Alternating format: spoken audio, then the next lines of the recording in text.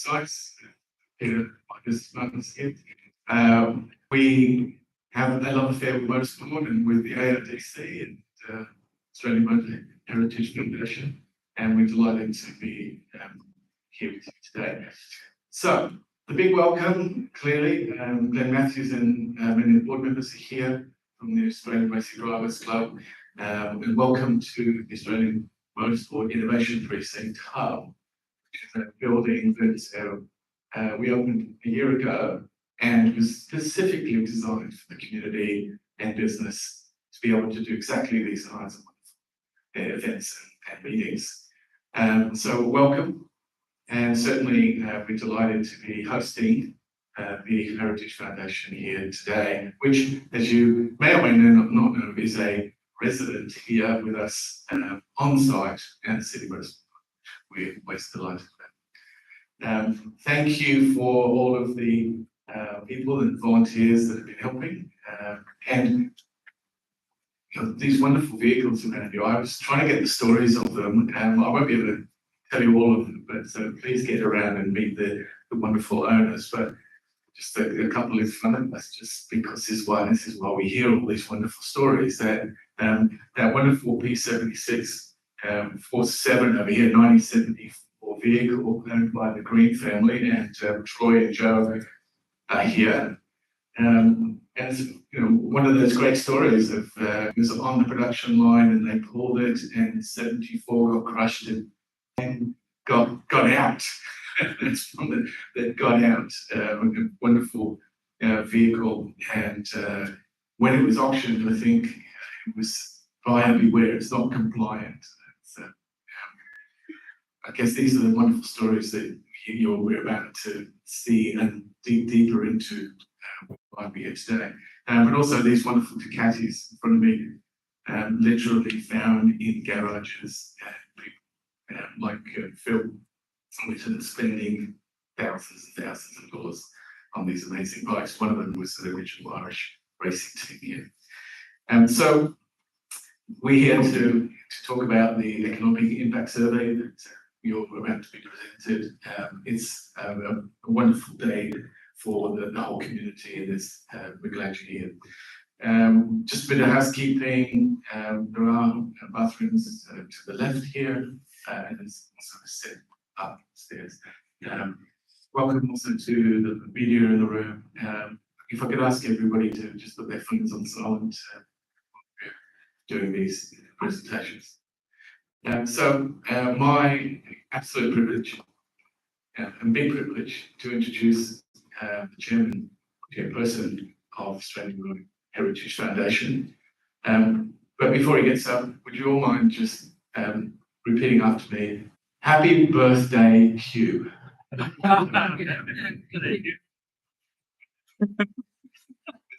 Recently, a very, very big birthday, and I'm assured that we looked up on the internet that in 1934, the vehicle that was launched, probably one of the most important vehicles in American history, was the Chrysler Airplane, launched in 1934. So Hugh, with that, would you like to come and address the people, please? You're welcome, Hugh King.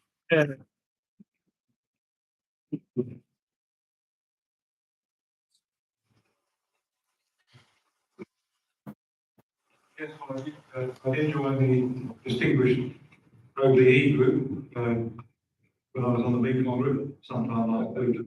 Amazing. But welcome all, this is a really special occasion. John, thanks. It's been so glad to see you here. Your team at ARDC, led by you two guys, particularly the lead CEO and its directors, have always supported donations at the very beginning. 8 years, 6 years strong, 8 years in the field. And its work, and Nathan's work has had all welcome attention, been great foresight, great success. Thank you again. Our team of volunteers at the Foundation have produced the most current, credible, and useful survey of the motor heritage industry group yet seen.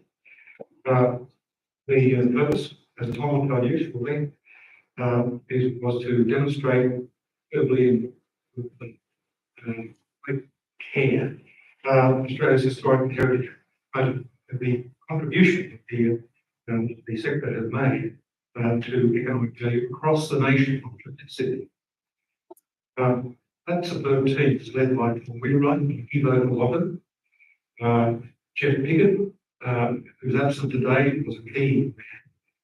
Tom and Jeff both have volunteers, either an independent consultant, separately contracted, and very, very good at his tasks, having a great record.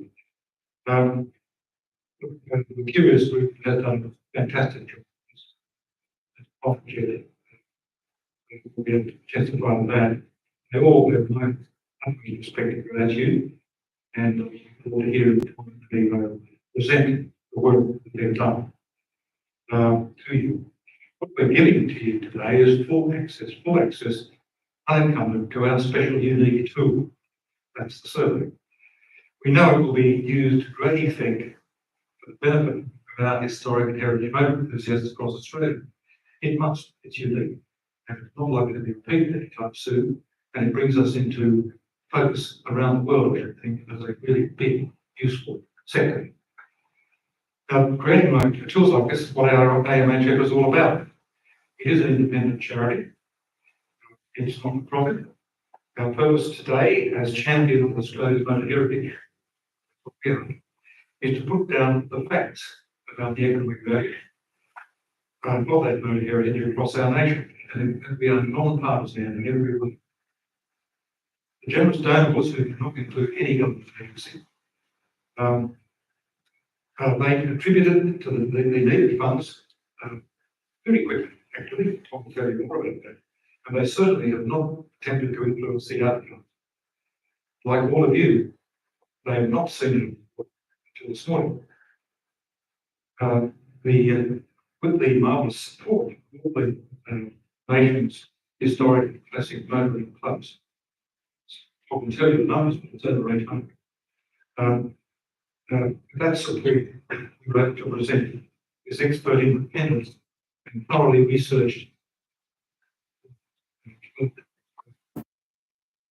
The massive response to the survey process has shown it was much needed. We certainly touched on the consequences will be important. The information in it will be well used by you all, I'm sure, in the months ahead. It will be mined as some special system. Create new credible funds, members, families, for promotion work, your community work, your relationship with regulatory employers. We expect it will generate a better sense of destiny, a better sense of purpose as the clubs and we work together for the future of the nation's unique motor heritage.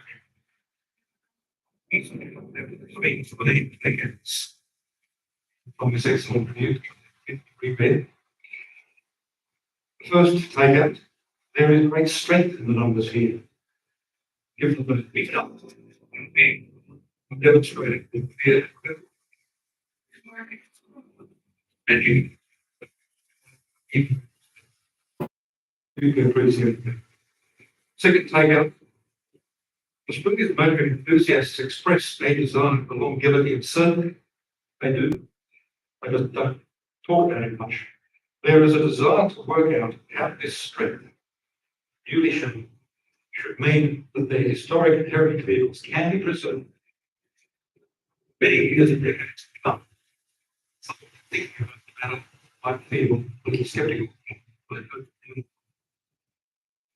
Thirdly, I see there are social benefits involved here. They may need to be understood and evaluated. We've seen queries from enthusiasts in the mental health space, queries with respect to benefits in social care, and information educate youth, youth engagement and the well-being of families and young people. Important stuff that might be had later, I hope so. See, in the light of the big numbers in our report, they should be. So I say thank you very much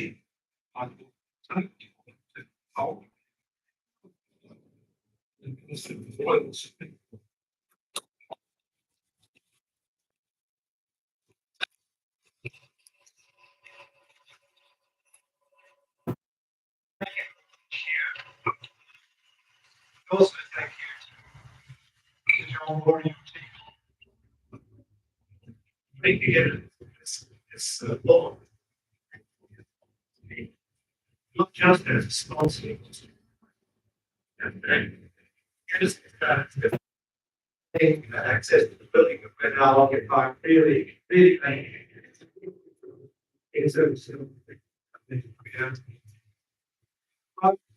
I've got two jobs today.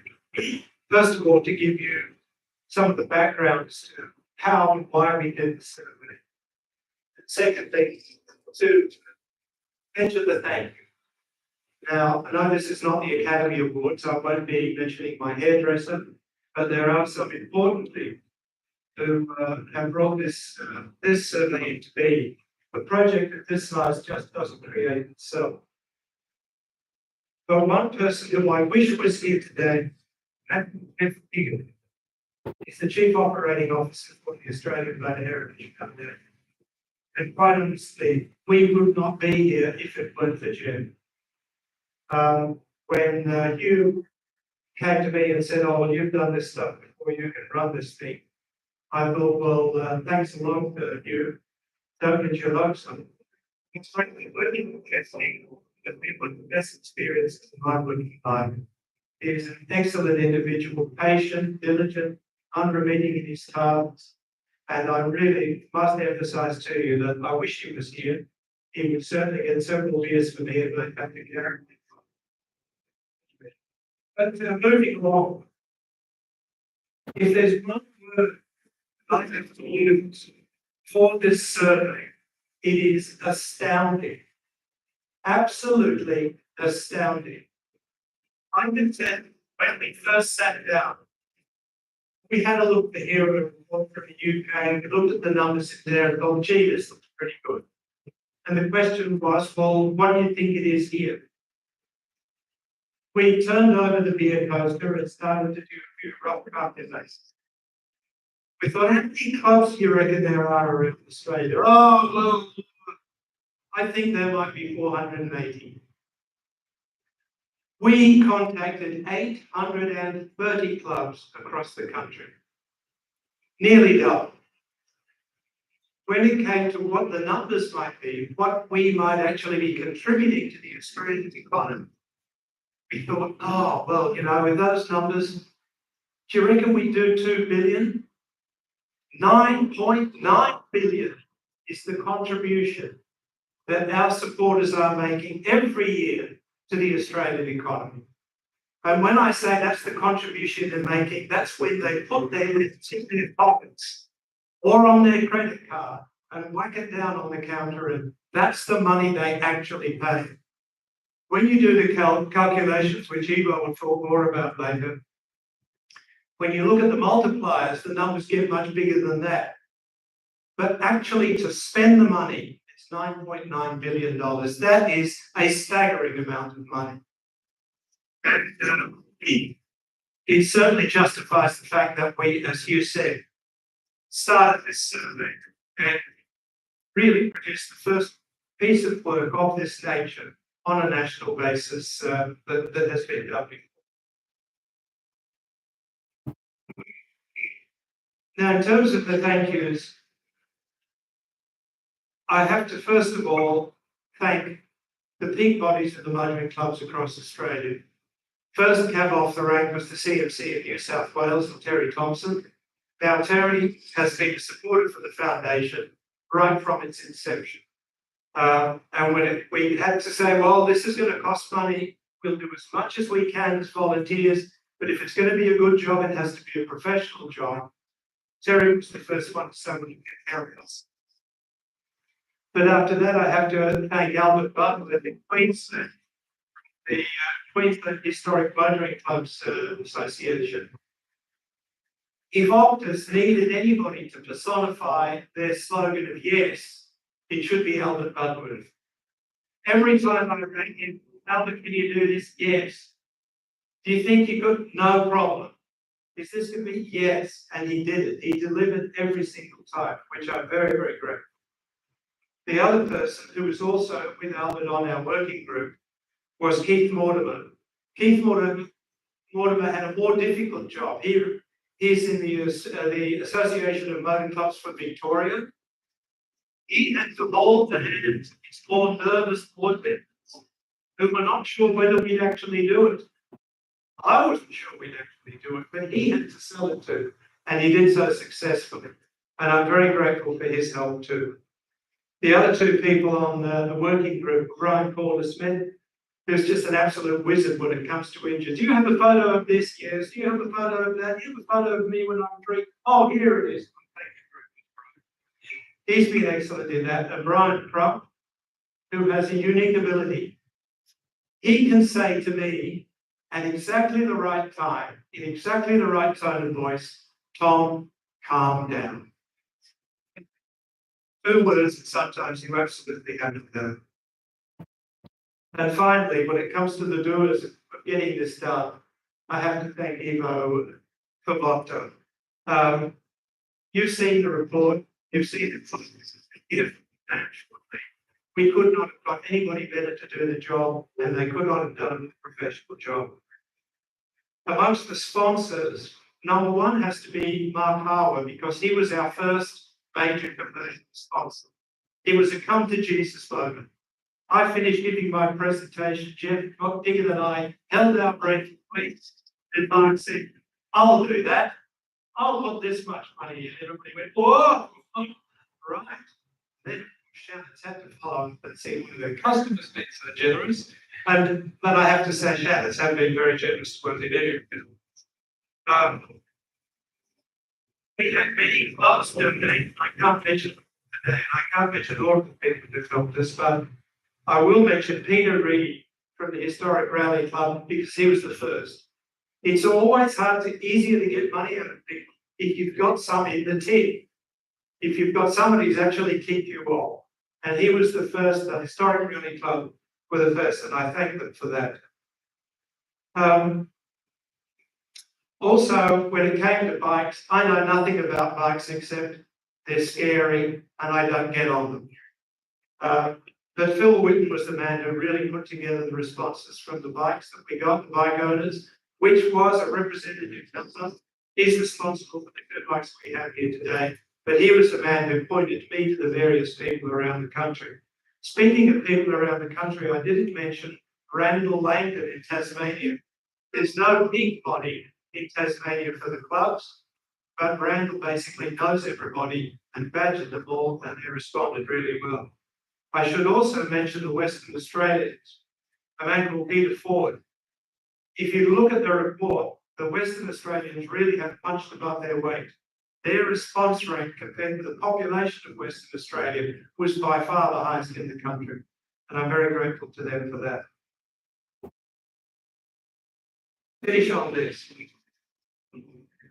When you're trying to get people to participate in something, you have to give them a call to action. All the advertisers will tell you that.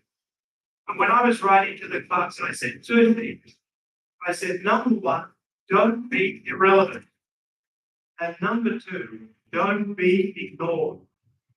Now, we're not lobbyists. Hugh will tell you that. He lectures me all the time. We can't lobby governments. But the big bodies I mentioned before, the CMC, the AMHF, the Queenslanders and so on, they're the big bodies. They do the lobbying. But to the clubs, those were the 2 messages I gave. And I have to say, when you look at that report, which has been released today, this is a turning point. It's a turning point in our movement. From this point on, with the size of the numbers that you will see, the dollar figures that you will see, which Evo can defend, it is a turning point. And I can say to all of those clubs, from this day forward, you will not be irrelevant and no one can afford to ignore you. So thank you very much for it.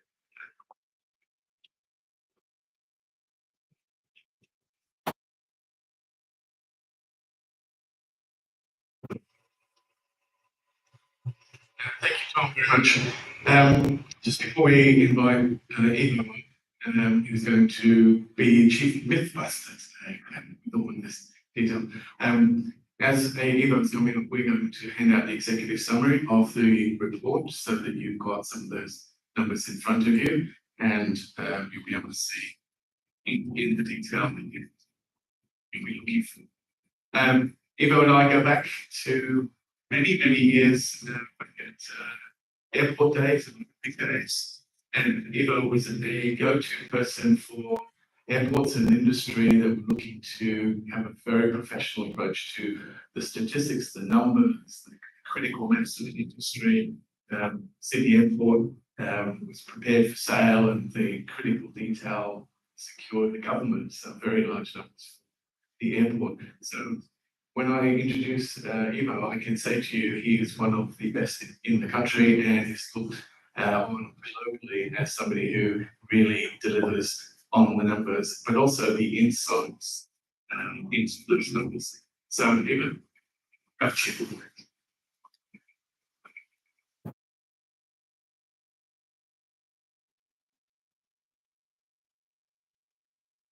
Thank you, John. I think I have to sort of make a confession before we start. I'm really sorry, but I drove an EV here.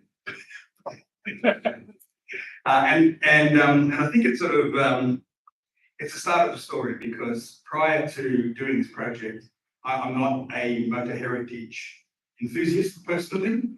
I had no idea about the sector. I'm here to talk about the numbers, but in reality, I'm here because of people.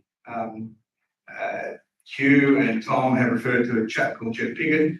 Jeff Piggott is the CEO for 10 years. I've worked with you times in the past.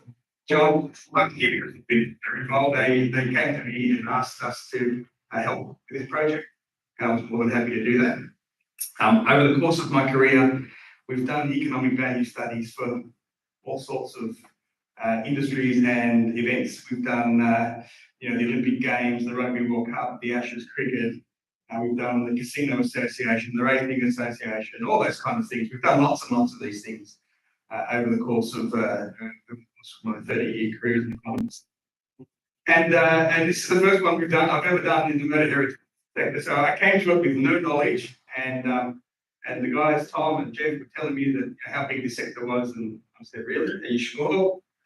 We've got to figure out how we're going to get to show this. So what I plan to do today, I don't know, like this, you've got the reports in front of you now, but I'm just going to take you to a very quick summary of some of the numbers, and I'll try and explain the way through what we had to do to get there as part of that process.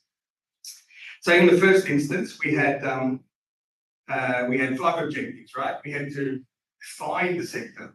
What is the motor heritage sector? When I started talking to people would talk about classic, heritage, historical, and these terms were kind of used interchangeably in the conversations. And I said, well, if we're going to study this sector, we need to sort of put some definitions around what is historical, what is heritage, what is classic, right? So we had to sort of get some slaughtering that. We had to figure out how many heritage there are. And there's quite a lot, as it turns out, many more than I had anticipated. We had to figure out how much money everybody spent on their how much money motor heritage enthusiasts spent. So just having an old car was not enough to be part of this study. If you've got an old car that just sits in the garage and do nothing with it, that's not part of this study. There's lots and lots of old cars in Australia. When you read the study, there's 5.6 million vehicles in Australia that are over 15 years of age. We have quite an old fleet. And if I were to calculate the spending on that 5.6 million vehicles, the numbers would be astronomical, but it would not be credible, because we know that lots of people do have old cars just because they have old cars, they don't live over, they're not motor heritage enthusiasts. So we had to find a way of sorting that out. And then we had to do the economic modelling. That's the easy part for me. We've done it before. And then the last part of the objective of disseminating the findings. So let me talk about the definitions first. So we've come up with this a catch-all for motor enthusiast owned cars of historical vehicles, captures every car that's over 15 years. But we break that down into classic cars and heritage cars. Classic cars are the 15 to 30-year-old cars, and the heritage cars are the ones that are 30-year-old plus. And in this study, we tried to capture as many of the vehicles as we could. We had cars, motorcycles, trucks, and buses as part of the study. So that's the definitions that we sort of landed on. We sort of circulated those, talked them through, and decided that that was the most common way to describe it. So I'm going to be very careful in my language. So when I talk about the sector, I'm talking about the historical vehicle sector. And in that, there are two types of historical vehicles. There's classic cars and heritage cars. And then we have to sort of figure out the count. How many cars are there? How much is spent, and how do we do the value? So let's talk about the historical vehicle count. Now you guys, if you own historical vehicles, you register them conditionally with motoring authorities in each state. You'd reckon that would be an easy thing to do, right? You reckon it'd be really easy to go to all the state motoring authorities and say, tell us please how many conditionally registered vehicles there are. Tom and Jeff tore their hair out, I think, trying to get to the bottom of this story. It was not simple, let me just put it that way. Every state has a different definition, different classifications, and it was a bit of a minefield. And to be honest, if I was to have a starting recommendation, Mr. Chairman, my starting recommendation would be to sort of coalesce all the state authorities around a common definition around what this industry is. So we took all the conditional registrations, and we sort of made an assumption that if a car is conditionally registered, it's a motor heritage enthusiast. Then we took a look at all the vehicles that were made before 1970. So we included everything before 1970 in the study, and 1970 is now 54 years old, right? So they're quite old cars. And then of all the other cars that are historical cars, manufactured between 1970 and 2008, we took just 5% of those. Right? So we said, look, there's a whole bunch of cars out there that are old cars. We don't think they're all owned by motor heritage enthusiasts. We don't really know how many, but let's be really, really conservative and say we're only going to take 5% of those cars. And we put that into our estimate. You add those three things together and you get nearly 1 million cars a night.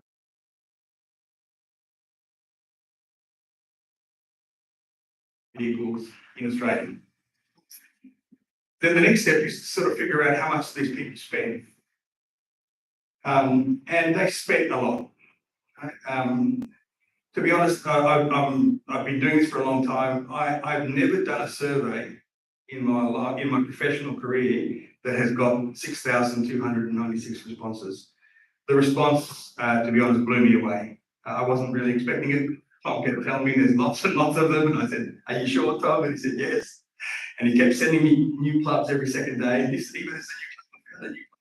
And so what we did is we had a closed survey. We went through the clubs. We sent the survey to the secretary of all the clubs, and then the secretaries of the clubs distributed surveys amongst their membership. And we had 2 or 3 goes at it, right? We sent reminders and all that kind of stuff. To be honest, most of the 6,296 came in the first wave. People were very enthusiastic about completing the survey. But over a 3-month period, that's how long it took us to get all of those responses. It's a staggering response. We live in a world where people are sort of sick of doing surveys, where you get asked to do surveys every 5 minutes, and people hate it. Ours was not a short one. It was 25 questions, but of quite some detail. We asked, how much did you spend on tyres? How much did you spend on fuel? How much did you spend on reg? How much did you spend on insurance? We asked some it wasn't a 5-minute survey. It was quite a detailed thing. And we actually got, to get that number of people completing the survey to that level, that would have taken, I reckon, at least 25, 30 minutes to complete that survey, if you're doing it properly. That's astounding. The strength of support for this sector. So that sort of blew me away.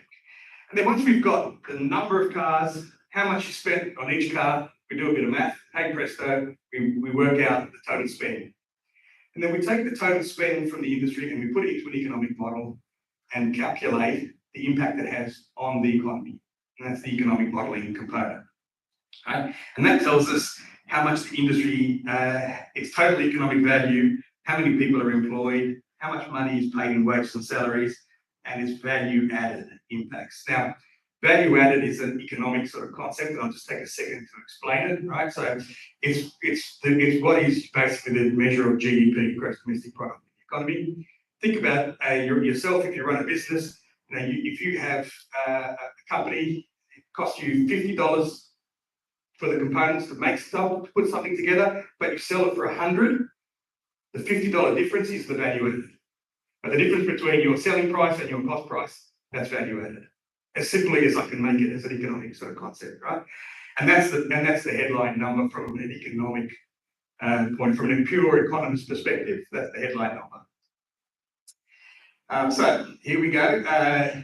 Just some more statistics. As I said 6,300 odd. There were 19,200 vehicles in the survey. So those 6,296 people owned more than one. Some didn't, somebody owned one. Some people owned, I think the highest one, Tom, was 13 or something like that. Some people had 13 cars that did the survey, provided detail for all of those cars. So that's a lot of cars. They don't do a lot of kilometres. They do on average 1,348 kilometres. That's not a lot. The average in Australia, I think, is something like 12,000.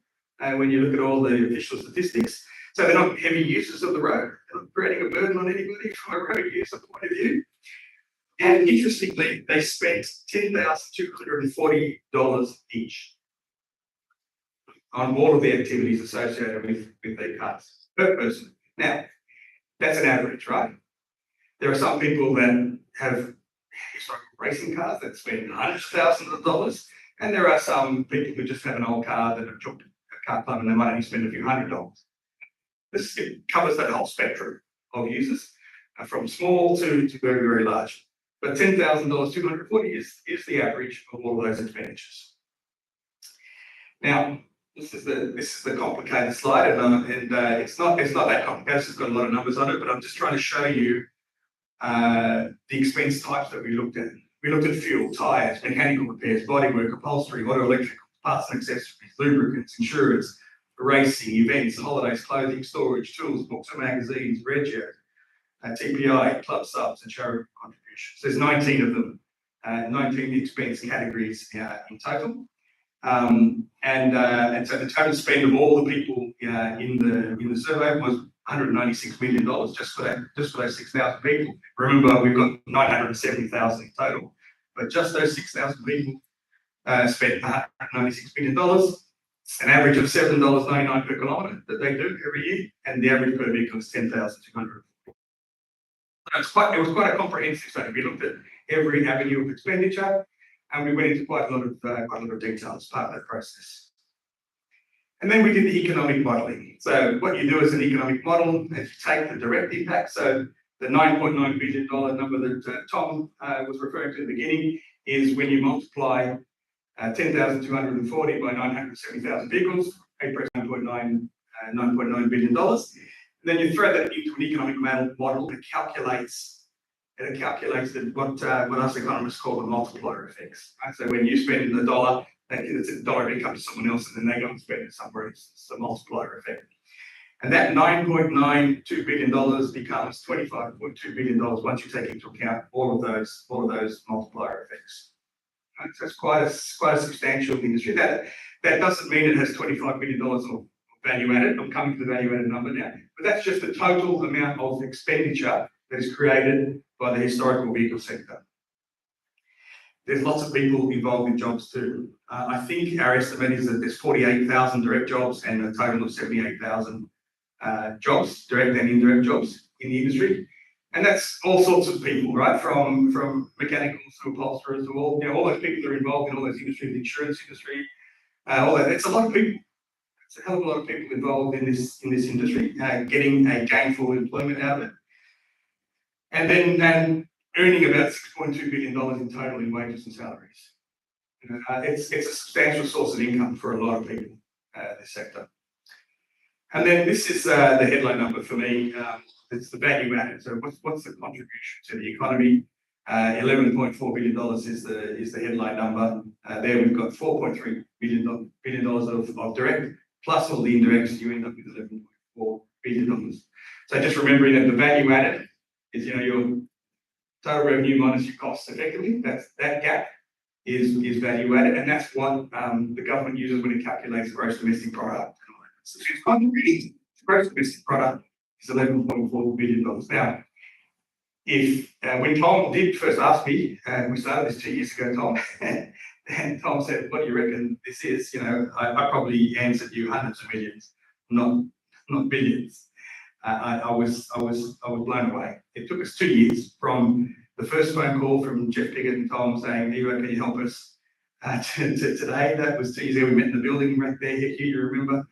And we talked about it and how we're going to do it, and a lot of blood, sweat, and tears getting into it. But it's a nice, simple message. This industry is big. I'm astounded by how big it is. I've never had a response rate to a survey like we had to this one, and it's quite a substantial industry. And on that note, Mr. Chairman, that's all I want to say. Thank you.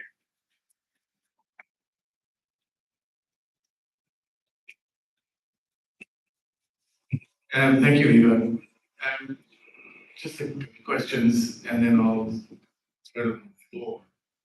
Do you think the divorce rate will become a blip after this report is made with this? Now, you've got to think I'm joking, but I'm not joking. I think I counted 138 surveys that says, "Please don't tell my wife."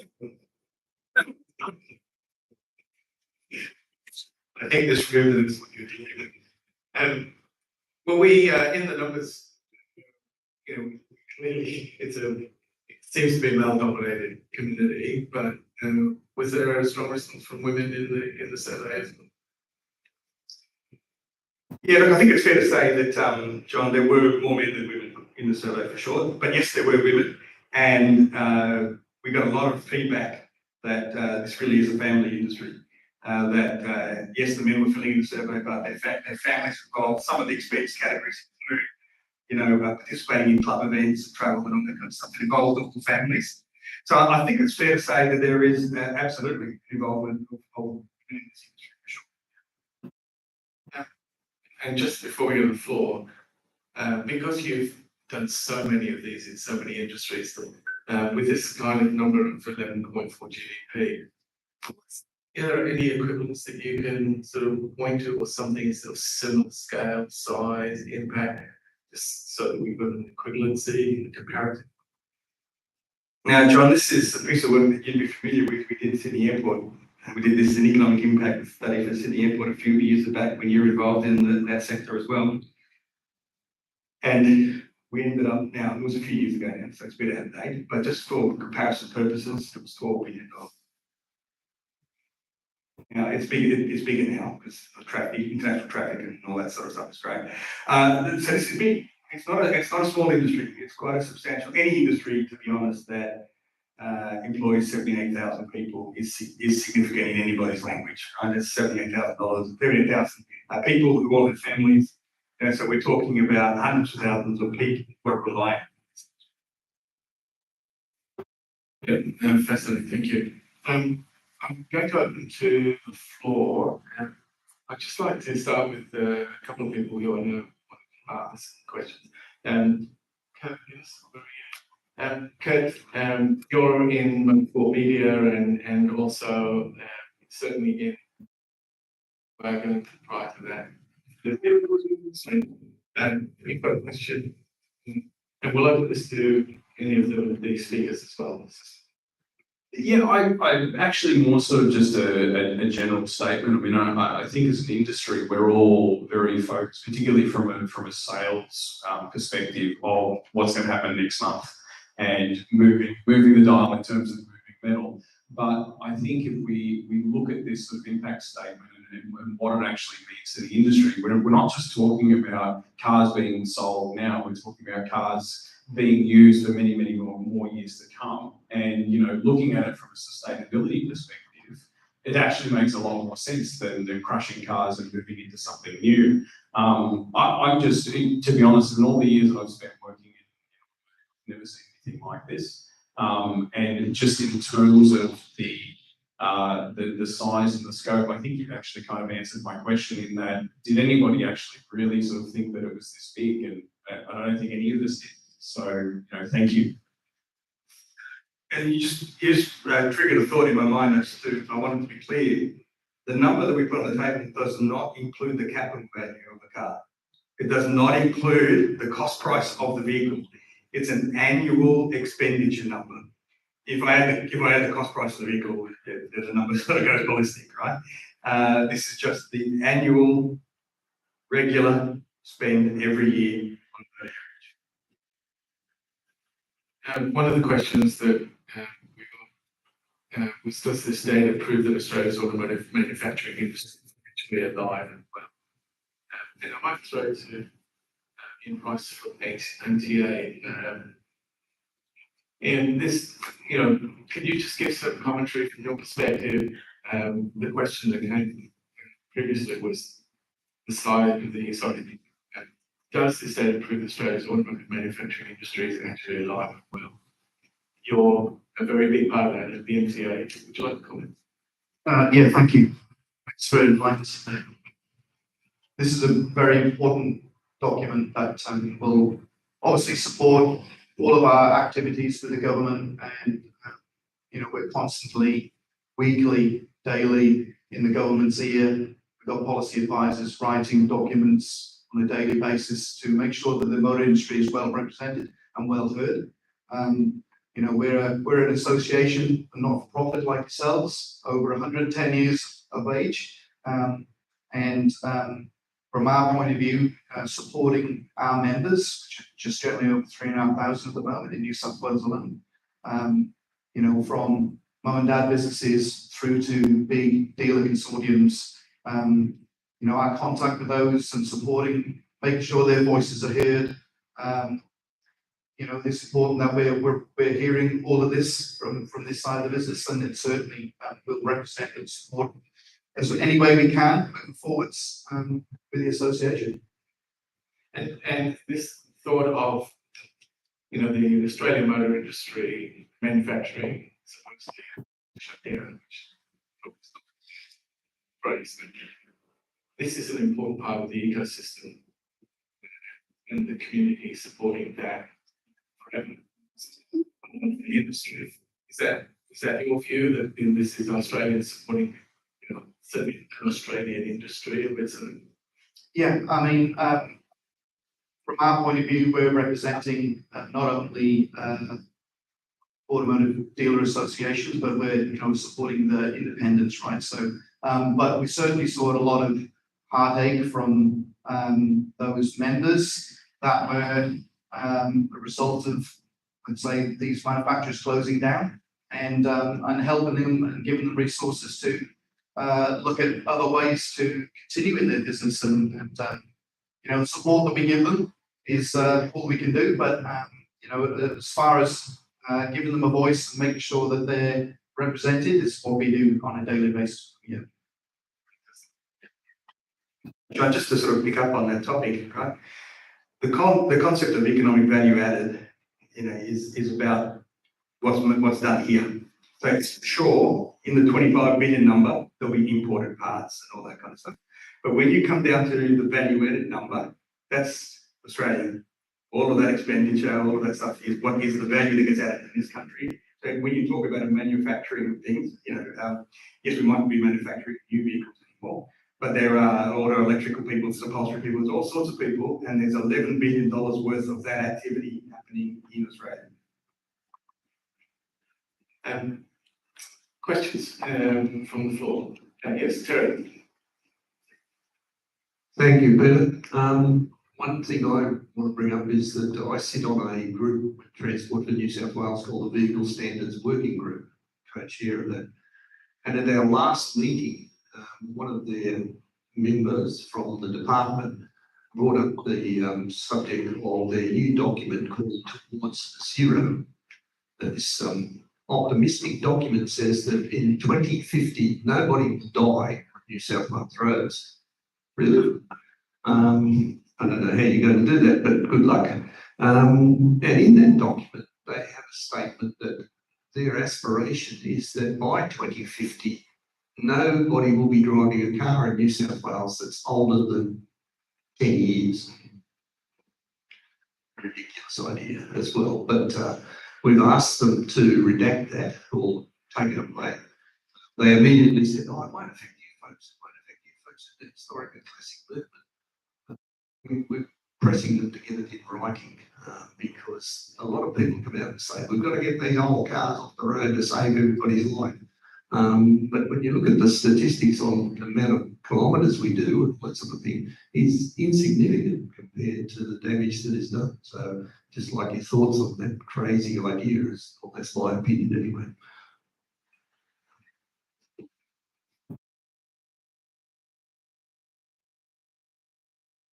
Thanks very much for the question, Terry.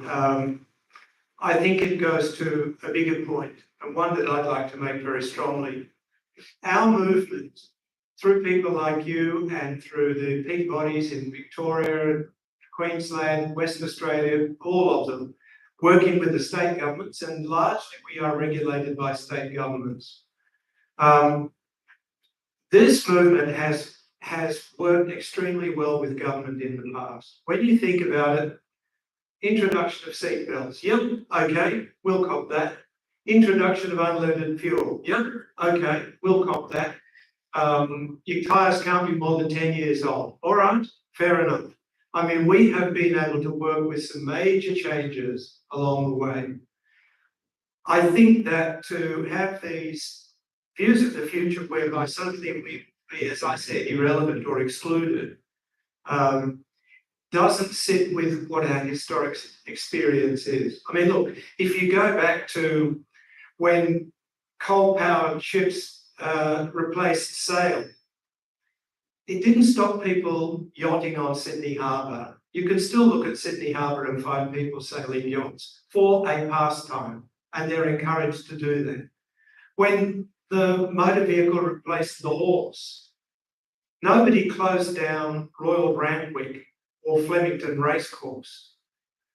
People were allowed to continue to enjoy the pastime of horse racing, horse riding, and so on, up until the present day.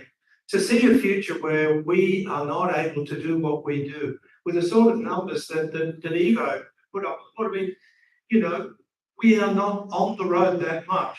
By the way, roads which we paid for.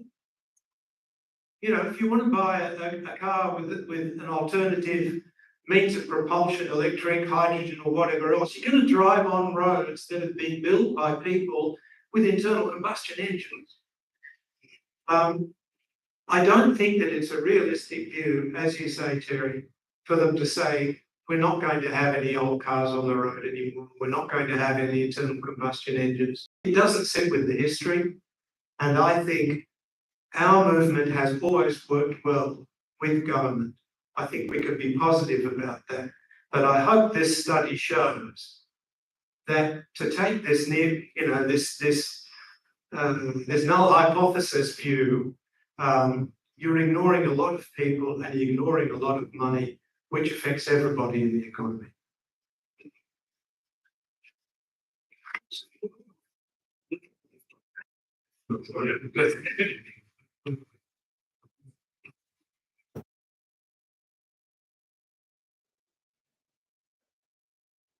And so, as a follow-up to that,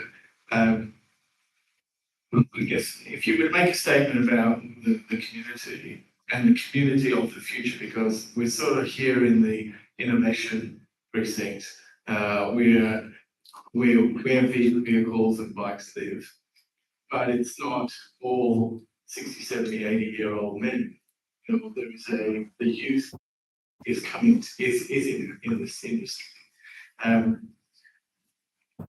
We have evidence or is this an important part of the communication from parts of the community that this is not just old people driving cars, it is actually the youth is coming to this as well. And is that one of the big issues that we've got to mythbust for? Thank you very much for that, John. Absolutely it is. Absolutely it is an issue. If I talk to clubs, it's usually one of the first questions, how do we get younger members?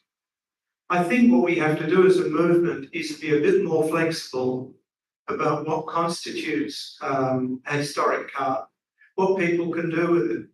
Is it really necessary that the vehicle can only be accepted into the club if it's exactly the way it was when it left the factory? If that's your view, I'm sorry, but you're signing your own death warrant. The reality is that younger people today still love old cars, but they come at it from a different angle. They like the style of it. They like the look of it. They like the image of it. And they want to change them. They want to personalize them because that's the way the world is going these days. People don't want to be seen part of the mob, part of an army, part of a regiment. They want to be seen as individuals with their own style. And I think we have to be a bit flexible about that. If we want to, we don't have to change the rules when it comes to concours and things like that.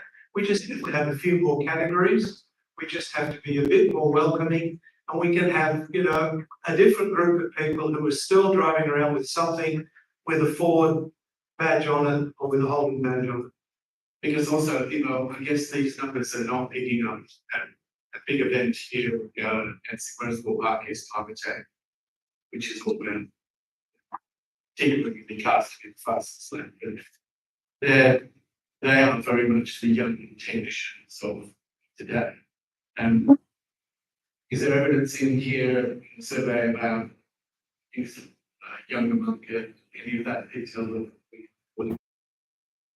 This, I think the whole, I think as Hugh was alluding to earlier, the whole social impact is the next evolution, is the next stage of this project, right? So you start with the economics, start with the numbers sort of alert you to the fact that there is a whole social issue going here, and as you suggest, that's the next stage.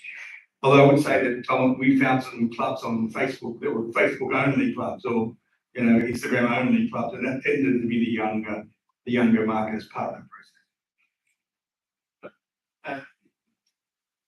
Yes.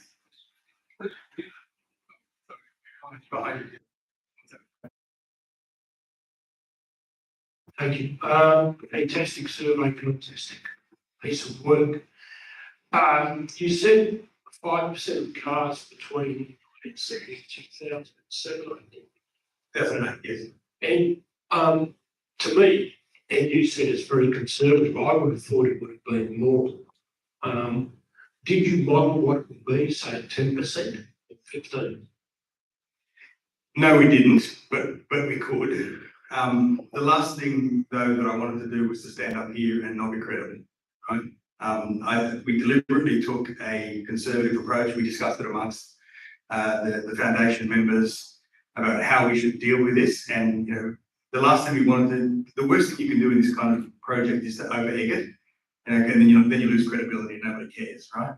So we deliberately pitched it low. I think you're probably right, but I can't prove it. So we decided to go conservative.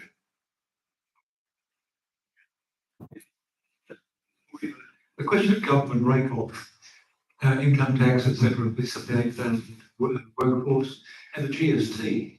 Is it possible to mine down through the figures now with what you have to estimate that? Yeah, that would be one of the outputs of the model that we could go back to and give you the detail if you wish. Yes. So the total tax paid as part of that is absolutely something we can do.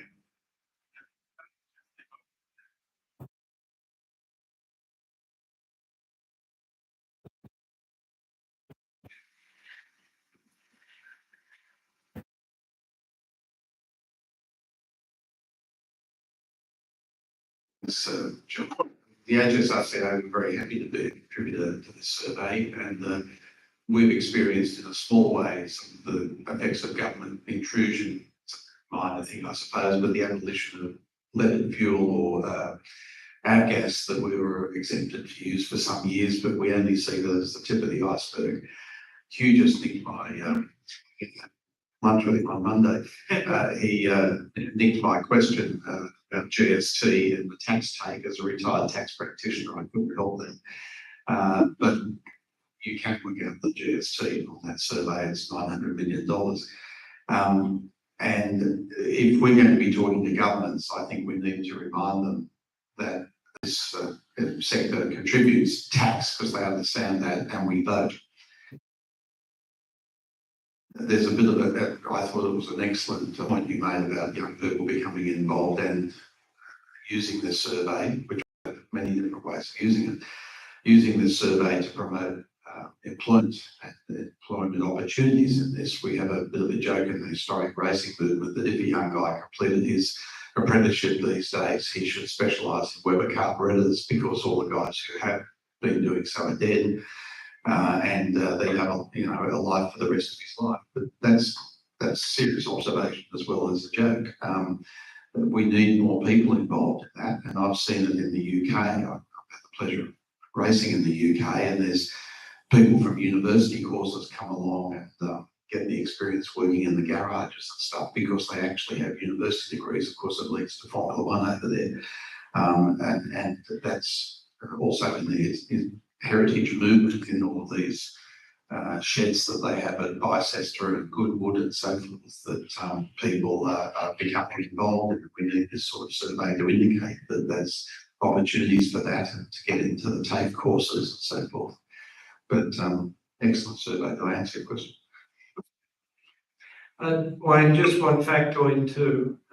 If all of those 970,000 people were in one state, that's more than enough to elect a senator in their own right. Well said, ex-senator. So just to finish up before I ask Glenn to come up and say this is the day, what would you like this group to be doing now and others beyond who's in the room? This is a really important piece of work. It's got immense value. It's about to be what's now live on your website. What are the things that if you had a mixing board, I wanted to ask this up, we need to do this, we need to do. What's the action that you'd like to see from this room and others as you go forward? It's the beginning of the end. First and foremost, we want to get the word out. We've deliberately made this as accessible as we possibly can. It's free of charge. It can be downloaded from the website and sent to anyone. Please send it to everyone you can think of. Put the link in every newsletter, put a bit of a story on. If you want more information from us, we'll provide it for you. But we really need to get the word out. When you get a big number like this, people don't believe it. They just put it aside, oh, that can't be right. Oh, yes, they're just talking their book. But the more they see it repeated, the more they see other people talking about it, the more they see it printed and not contested or defended by credible people like Evo, it starts to catch on. We're not going to find a come to Jesus moment today, I don't think. I think we should, but we won't. But over time, it's going to gain traction, it's going to gain momentum. And every time that we talk with government and people like that, if we bring it up, it builds the momentum. And as you say, John, the more we get out into the media, the more people talk about us, the more people can see the point of things like our foundation, but of joining a local club. And there are an awful lot of people who are younger, who are not members of clubs, but every single weekend are looking for a show and shine, are looking for a cars and coffee to go and take their modified vehicles to. That's their social life. And we're missing those people. So please get the word out as much as possible. If you're going to the dentist or the doctor, get a copy of this and leave it on that table, with all the year-old magazines.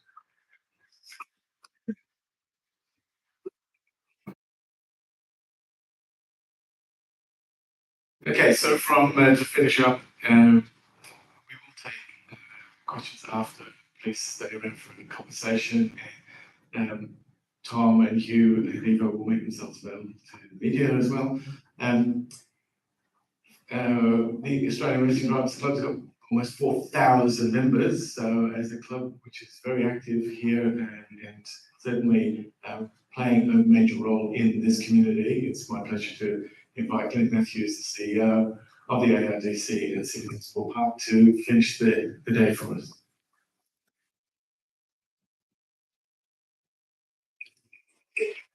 What an incredible morning. Ladies and gentlemen, on behalf of the board of the ARDC, I'd like to recognise both Phil Harrison and Terry Thompson are here today.